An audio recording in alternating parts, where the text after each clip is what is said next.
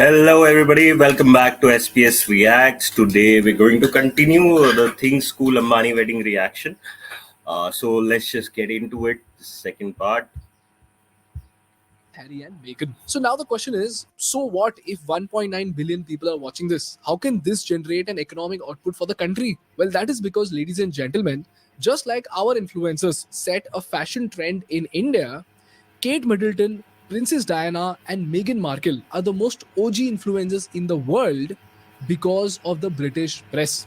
And just like you see hundreds of reels on what Anant is wearing and what Radhika is wearing, the British press obsessively covered every aspect of the royals, because of which they became a sensation all across the world. And every piece of content on them became an instrument of marketing. And this insane amplification gave the royals three major superpowers. Number one, the royals were able to spike the sales of the British products all across the world, and anything and everything that they wore became a fashion sensation, eventually resulting into a $1 million sale. For example, when Kate Middleton wore a blue Isa dress on her engagement, in less than 24 hours, the dress was sold out across multiple countries, not just in UK, but in multiple countries. Wow. And look at this chart. Powers of After she influence. wore the Russell and Bromley knee-high boots, the sales jumped by 663%. The sales of George Nude hosiery increased by 500%. And 300 people were in the waiting list for a 300-pound black coat, and this was because Kate wore it to a wedding. And in general, whatever the royals wore, the sales of those products shot up by 600 to 700%. This is the first superpower that the royals have, which is their ability to shoot up the popularity of British brands all across the world. At the same time, they can also make foreign brands extremely popular in the UK.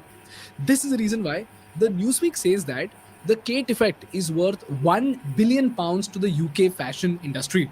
Secondly, the royals used their soft power in the UK to spread awareness about those issues that were often overlooked in the UK. And this is where the royals' PR came in very handy. Until then, everyone assumed that the royal families are supposed to be absolutely perfect. But in the early 1990s, Princess Diana gave out a series of interviews about her mental health and publicly spoke about her condition of bulimia. Eating disorders, whether it be anorexia or bulimia, show how an individual can turn the nourishment of the body into a painful attack on themselves. Yes, people are dying from eating disorders, but with help and patient nurturing, people suffering from eating disorders can find a better way of coping with their lives. Similarly, in the mid 80s, AIDS had terrified the world because of a lack of understanding as well as misinformation. Acquired immune deficiency syndrome, or AIDS, started as an exclusively gay disease. This depression of the immune system can lead to a rare form of cancer, Kaposi sarcoma, which shows up as those purplish spots. This cancer has a death rate of 80% 2 years after diagnosis. AIDS also causes unusual infections, with death rates of 100% in 2 years. Princess Diana opened an AIDS unit at London Middlesex Hospital. And while most people isolated AIDS patients with the belief that someone could catch HIV through touch, Princess Diana shook the hand of a man suffering with AIDS without gloves in front of the world media. And this made headlines all across the world, and it revolutionized the facilities for AIDS all across the world. Today, the hospital reckoned that the princess's visit was worth all the government propaganda put together.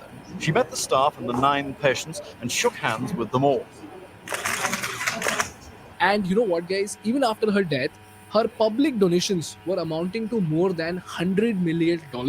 And this money was used to support the social causes that Princess Diana stood by. Such was the contribution and legacy of the legendary Princess Diana. And last and most importantly, as the British press amplified the lifestyle of the royals, documentaries were made. The Netflix series Crown, even today, is a massive hit worldwide. And all of these contents put together, they enhanced the perception of UK to such an extent that today UK attracts tourists from all across the world. And this is what results into top of the mind marketing. And same is the case with UK also. When you see the lifestyle of these people, when you see the pictures being clicked which look absolutely beautiful, almost like a scenery out of a drawing book, automatically you tend to assume that the entire UK is as beautiful as that picture. In this case, if you see the tourism to these royal places, Windsor Castle was the most popular royal estate location in the UK, and it almost recorded 1.1 million paid visitors between April 22 and March 23. Similarly, millions of students flock to UK for education because they believe that the lifestyle in UK is absolutely aspirational, very comforting, and the entire UK looks like a lush green garden. And if you see this number, a staggering figure of 679,970 international students came to the UK in 2022 alone. And just like the students in South Korea, even these students from all across the world flock to the UK. They pay for education and eventually they get a job and contribute to the UK economy with both consumption and taxes. So, long story short, because of this aspirational value building, a country can attract both tourists and students from all across the world. Eventually, it could result into $1 billion economic output. And these students, just like in South Korea, they come to UK, they pay for education, and eventually they contribute to the UK economy both with consumption and taxes. This is the benefit of soft power through media publicity. If this is very, very clear to you, let's come to the Ambanis and see why the Ambani should do even more publicity, which could drastically increase India's soft power and goodwill all across the world. Firstly, the Ambanis are playing a major role in promoting the richness of Indian culture, Indian cuisine, and Indian dresses all across the world. And the reason why every billionaire must happily promote our culture is because we already have a very strong Indian cuisine ecosystem all across the world. My favorite is always the chicken tikka masala. What's your favorite foreign food to eat on tour? I like Indian. California has the largest Indian population in the US, which means we get some of the tastiest Indian food there is. For example, did you know that the national food of England is actually chicken tikka? And back in 2012, on a weekly basis, 2.5 million customers would eat at 10,000 restaurants employing 80,000 people. All of this is just because of Indian food. And today, Indian food alone contributes more than 5 billion pounds to the British economy. And recently, when I visited Dubai, I was shocked to see that Indian restaurants like Asha's and Rang have a waiting period of 30 to 50 minutes. And that's not because there are Indians sitting inside, it was because people from all across the world were flocking to have Indian food. And just like Indian food, lehengas are already gaining popularity both in Australia and UK. So when celebrities from all across the world come to India, wear Indian dresses, have Indian food, or comment about Indian culture, it is a big, big boost to the soft power of India. In fact, if you saw the wedding, Isha Mani chose to wear a Manish Malhotra, Kim Kardashian wore Tarun Tihiliani, and everyone from John Cena to former Prime Minister of UK Tony Blair himself, they all wore an Indian attire. This is how these celebrities became a walking, talking ambassador of Indian culture. And if you see the adoption of Indian designers in the foreign market, designers like Gaurav Gupta are already being picked by Beyonce and Cardi B. In fact, even at the 2023 Grammys, Cardi B chose a Gaurav Gupta collection and Beyonce featured in a Gaurav Gupta collection during her Renaissance tour. This is the power of endorsing Indian culture through celebrities and getting eyeballs from all across the world. Secondly, while most people only see the opulence and expenditure of the Ambanis, what we often forget is the insane contribution of the Ambanis in terms of promotion of social activity like Annadan and animal welfare. And I, being a regular animal welfare donor myself, I know what is the pathetic state of animals in India and how primitive our animal healthcare system is. But during this time, if someone like Anant is pouring in hundreds of crores into building a 3,000-acre Vantara, or when the Tata set up a hospital for animal welfare, it is sending out a very, very strong message of inspiration for the millionaires and the billionaires of India. This is Vantara. Vantara isn't your typical wildlife sanctuary, though.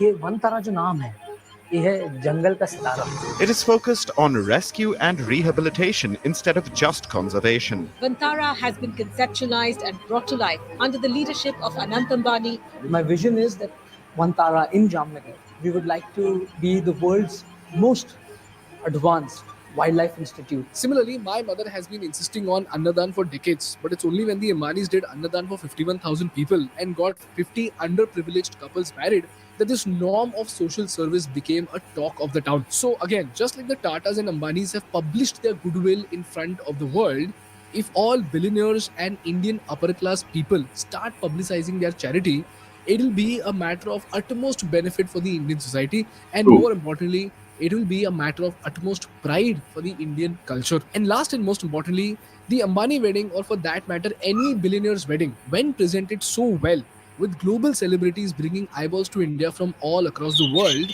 it sets an aspirational value for India. And you would be shocked to know that even today, in spite of being the fifth largest economy in the world, a large segment of the world still perceives India to be a nation of snake charmers. Oh, And if we have sad to fact. change this, either the government could spend billions, or the billionaires could use their special occasions and do it for the government.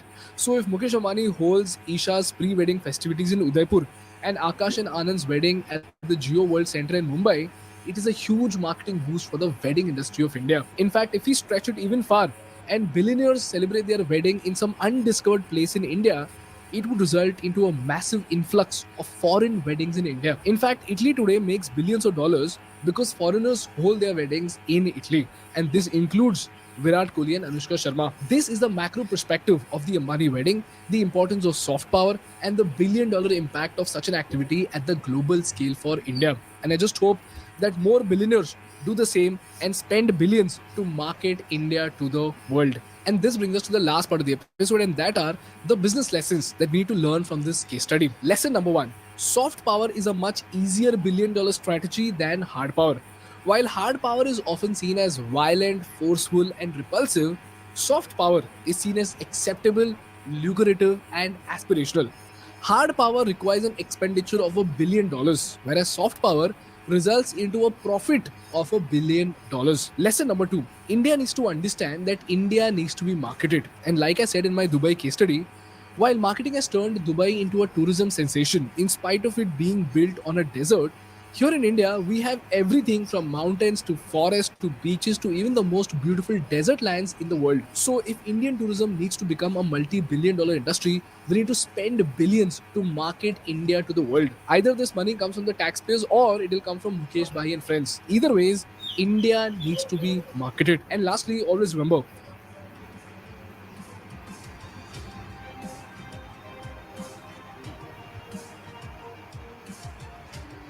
here in India, a businessman is spending his own money, which is, by the way, benefiting your country.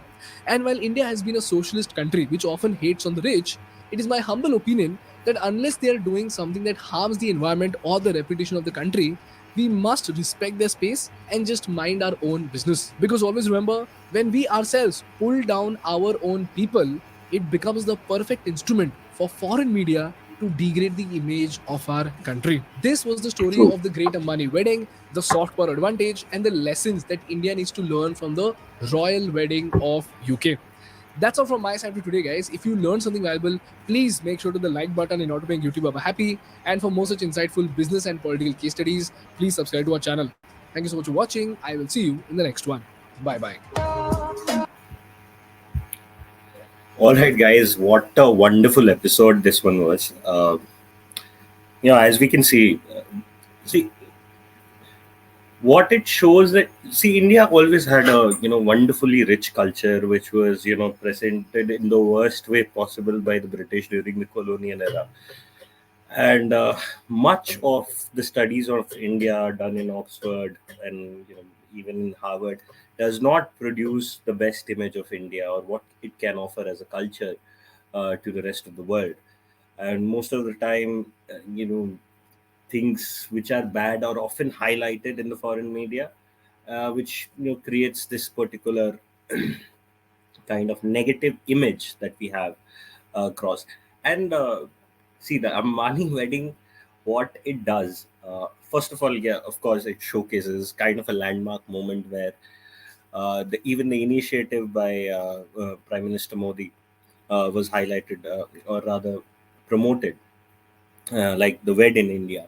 And they've done this in our own country, and they have invited the who's who of the world, and they've put on a showcase of the amazing culture from all across the different states that we have. And that is something that we can that is very good for the Indian image, as well as even the economy. You see a lot of people got employed while because they did this. And secondly, this value of Annadan and in the Samuha Vivah, which was done by the Ambanis.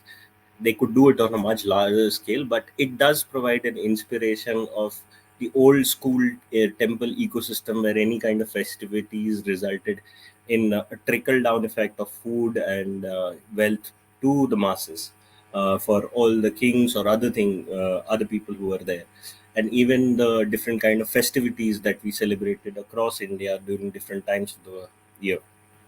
So this was how, if you do a little bit of study on the temple ecosystem and how it worked, this would somehow resemble the trickle effect part, and it also promotes that as a value. Even for the normal upper middle class, perhaps they can't do it for 50 people. Perhaps they can do it for one couple instead of 50, or do a little bit of food, annadan for the masses, that they can do anytime these kind of auspicious moments come in a family. So of course the billionaires to the upper middle class to people, they can do this, and I think it's a very good value to promote, and I think it's wonderful for India.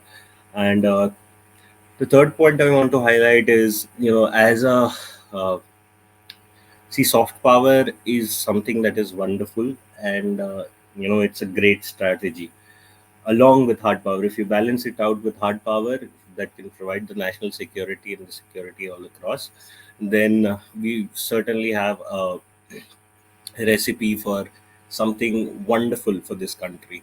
And the soft power of India, with its cultural heritage, can be exported. And the best part about this is the brain game that we can get again. Right? If we can promote our institutions in the right way, I think a lot of foreign people can come here, contribute to the economy, be part of the system, and live amongst us, and understand the different nuances and the value systems that we have, and that can also automatically export it outside as well, right, when they go back to their own countries. And it creates a people to people connect across, and I think that is one of the best possible things that can be promoted here. So that's this. These are my, off the top of my head, these are my thoughts on this video. Wonderful video by Think School. Again, a master class in case studies. Thank you so much. Hope you like this reaction. Please do subscribe, like, and hit the bell icon for more such videos. Thank you so much. Please support this channel. Thank you.